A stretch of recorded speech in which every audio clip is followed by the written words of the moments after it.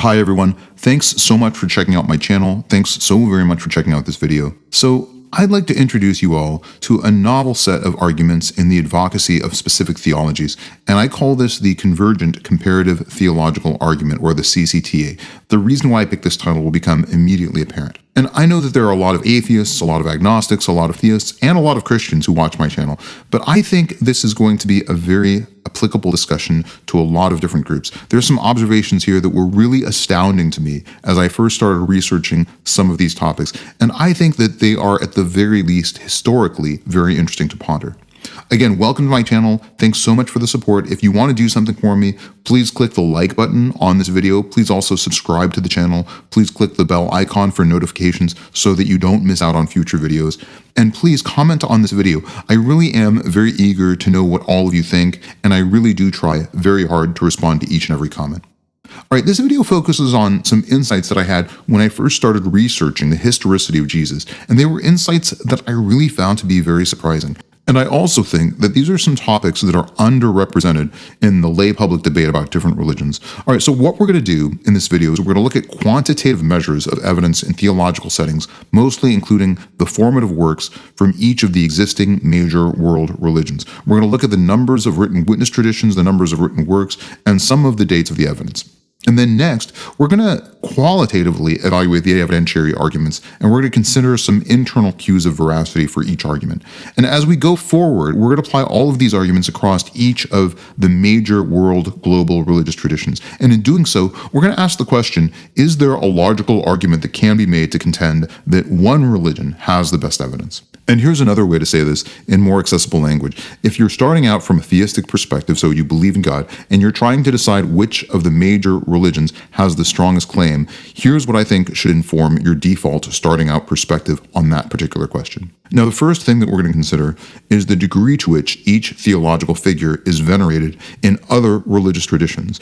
And what we're going to see very early on is that Jesus is uniquely venerated across many, many global religious traditions, and certainly to a much higher degree than any other religious figure in human history. I also want to point out that this is really uncommon. So from a baseline atheistic perspective, I don't think we would expect that a religious figure would be venerated outside of their own individual tradition. Now, if we go through most of the major world religions, we'll find some really striking evidence on this point. In Hinduism, many of the recent foremost thinkers in Hinduist traditions have voiced that Jesus was likely an avatar or yogi.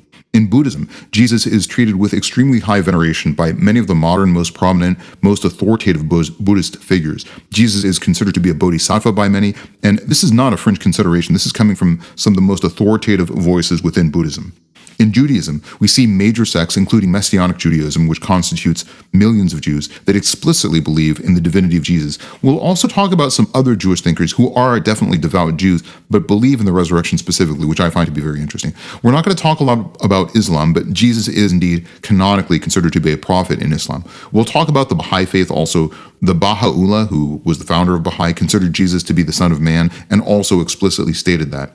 We'll also look at Zoroastrianism. We'll see that some sects consider Jesus to be an anointed savior or messianic figure, and some of those Zoroastrian traditions actually hold that the Magi themselves were actually ancient Zoroastrians who were predicting Jesus as an anointed savior. We'll also look at some quotes from each of these figures that are referenced, because I think that makes the argument even more persuasive. So Swami Vivekananda is one of the foremost Hindu thinkers of the postmodern era. If you've ever practiced yoga, he was actually the individual who brought yoga to the West. And these are not passing comments of admiration. They are strident, enthusiastic statements extolling the virtues of Jesus.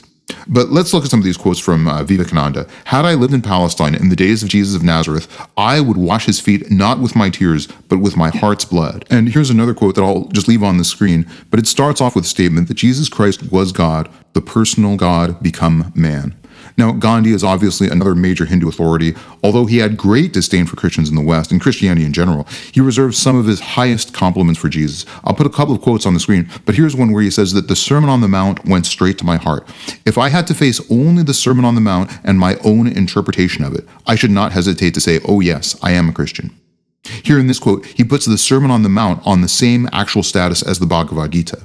Now, let's turn our attention towards Buddhism. Now, we have, again, the Dalai Lama, who's the major figure of Buddhism, who says that Jesus was either a fully enlightened being or a bodhisattva of a very high spiritual realization. This is essentially as close as any entity in the universe can come to pure divinity. And this isn't just a sect. This is coming from the most authoritative figure in Buddhism. Thich Nhat Hanh, another preeminent Buddhist thinker, also extolled the virtues of Jesus. He said that the living Christ is the Christ of love who is always generating love moment after moment. When the church manifests understanding, tolerance, and love and kindness, Jesus is there. He continues, I have adopted Jesus Christ as one of my spiritual ancestors. The Jain tradition is a very beautiful religion from what I know of it. I found a quote from a prominent Jain thinker, Manilal Parekh, who voiced that Jesus embodied the Jain idea of being an authentic Jina by humbling himself at the juncture of death as an act of sacrifice. In addition, the millions of Messianic Jews explicitly consider themselves Jewish, but also follow the theology of Jesus. But there have also been a lot of other Jewish voices who have endorsed some of the miracle accounts of the Christian narrative. And I find this to be very surprising, but Pinchas Lepide is an Orthodox Jew as well as being a theologian, historian, and an Israeli diplomat. Although he was not a Christian, he explicitly felt that the resurrection was a real historical event. And he argues that Jesus is the Messiah of the Gentile. We could keep going and address many, many more religious thinkers, but the point is that Jesus is uniquely venerated across many religious traditions, not only by fringe sects, but also by major thinkers. So the summary is, if you're trying to choose from among religions and you have no other information, a logical decision maker would have to choose to follow the theological figure that almost every major religion points towards. In other words, Jesus points only towards himself, but many other religions point towards Jesus, suggesting that, again, from this perspective, using the logic of this argument, Jesus would be the default figure with the highest epistemic confidence.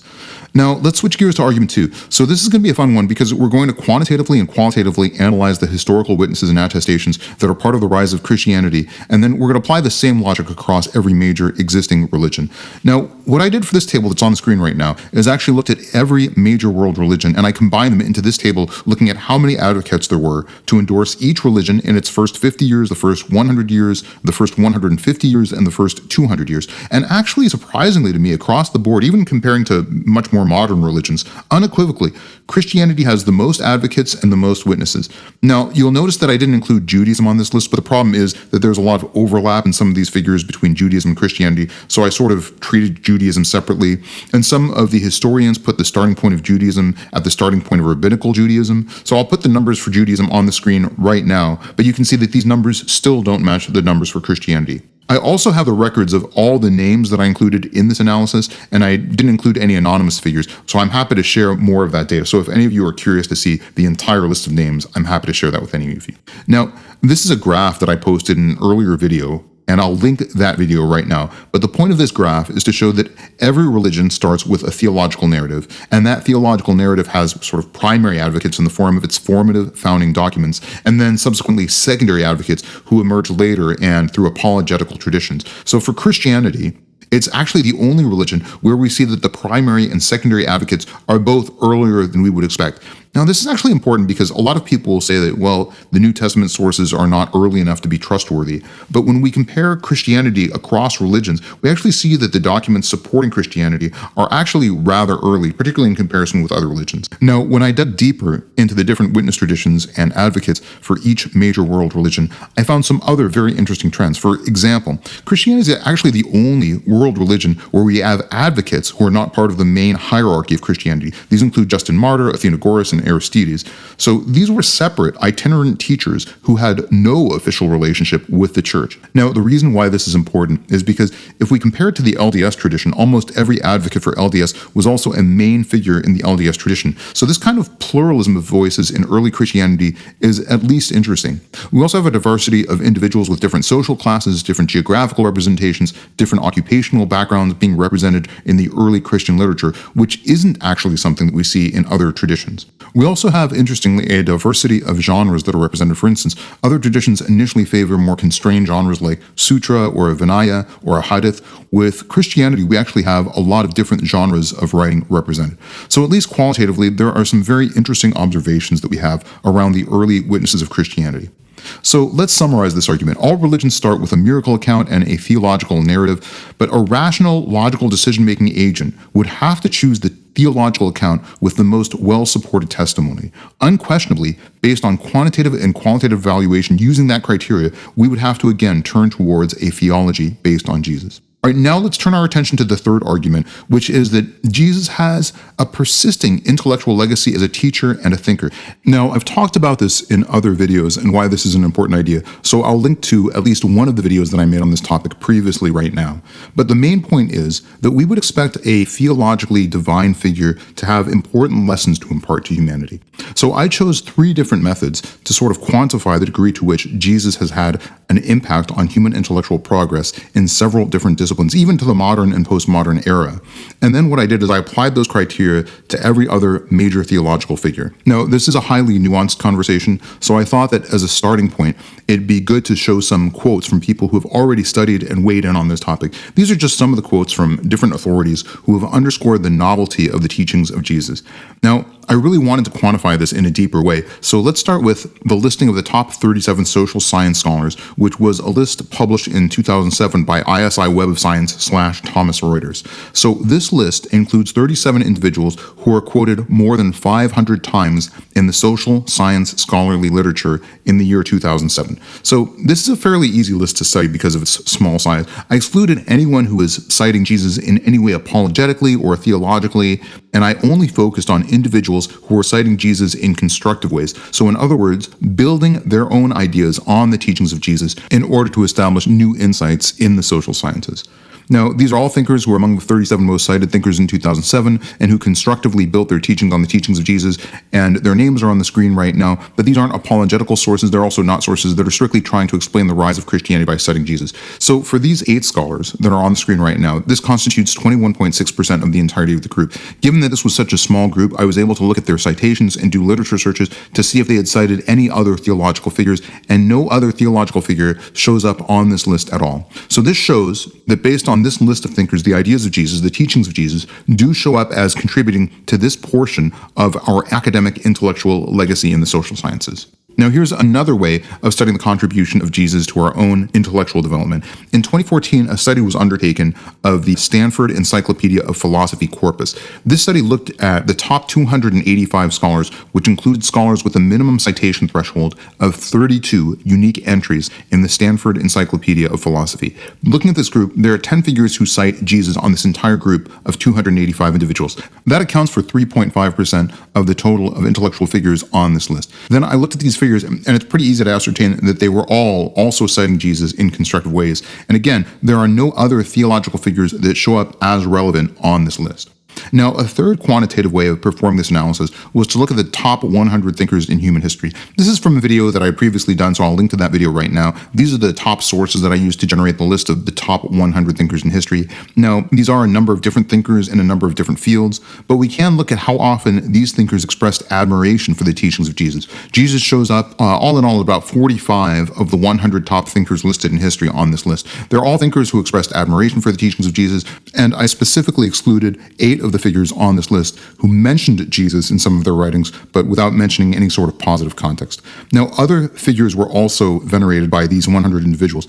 16 figures on this list expressed positivity towards Buddha, 12 expressed admiration towards Muhammad, 10 expressed positivity towards Krishna, but again, Jesus shows up most frequently. It's probably also important to acknowledge that Jesus also leaves behind a very multidisciplinary legacy, which is maybe one of the most diverse intellectual legacies left behind from any thinker from antiquity. There are certainly other thinkers who are cited often in the social sciences, but many of them end up cited only in a single field. So I'll put some sources on the screen right now. So these are sources that mention Jesus in the field of psychology.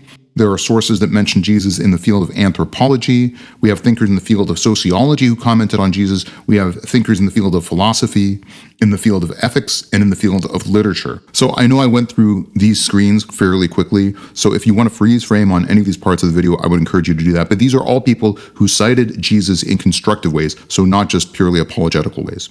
So here's the summary of this argument. It's reasonable to assume that someone with divine authority would have been intellectually impactful on our existence, so he or she would have probably had important lessons to share. So a rational decision maker would probably choose to follow a religion where the central figure meets this expectation. Now, I do want to say that there's a lot of ways to look at this data, so if you can think of other ways that I should parse out different contributions from different theological figures to our current intellectual development, I'd really love to hear from you, and please let me know in the comments section, because there's certainly other ways to look at this data that I haven't thought of, and I'd love to revisit this topic for a future video and parse out the intellectual legacies of each religious figure in other different ways. Now, here's argument number 4, which is really just a preview of coming attractions. I'm going to try to build on this data a little bit more, but I did look at all religious primary works to look at the degree to which each one was historically verified. Now, obviously, we can't look at events in any of these theological works. That's sort of just beyond the realm of historical, archaeological, and forensic inquiry. But what we can look at is named individuals and named locations and see the degree to which those names were actually verified by our later historical scholarship. So that's what I did for this graph right here that I have on the screen right now. And as you can see, the New Testament is a real outlier, meaning that there are more verified names and locations in the New Testament than in any other theological formative work. I think this is just an interesting point. I'd love to expand on it in a future video, but again, this is something that I'm sort of actively working on. I thought I'd throw it in here, but again, this is just a preview of coming attractions. All right, now let's summarize all the arguments. I think the point of this video is that taken together, these considerations suggest that for a rational agent choosing among the major existing world religions under the conditions of uncertainty, a Jesus-centered theology represents the most epistemically defensible starting point. Another way to say this is that if you strip away culture, habit, personal bias, and just follow the evidence, Jesus is quantitatively the most rational starting point among all of the world's major religious figures.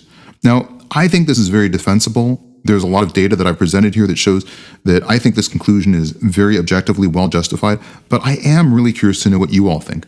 I personally think it's hard to refute the argument that the starting point for theological consideration for somebody committed to a theistic worldview is a theology based on Jesus. But I really want to know more about what you think. I'd love to know how this argument hits you. Please let me know in the comments section, because again, I do try very hard to respond to each and every one of your comments, and some of your comments have been really very insightful. Also, if you want to do something nice, if you got something out of this video, please click the like button, please subscribe to the channel, please click the bell icon for notifications so that you don't miss out on future videos. Well, I've had a really fun time researching some of these topics. I hope this argument hits you in some interesting ways and at least inspires you to learn more. I'd love to hear more about what it does for you in the comments section. And the other thing that I'm going to ask from all of you is to please make sure that you really have a wonderful day.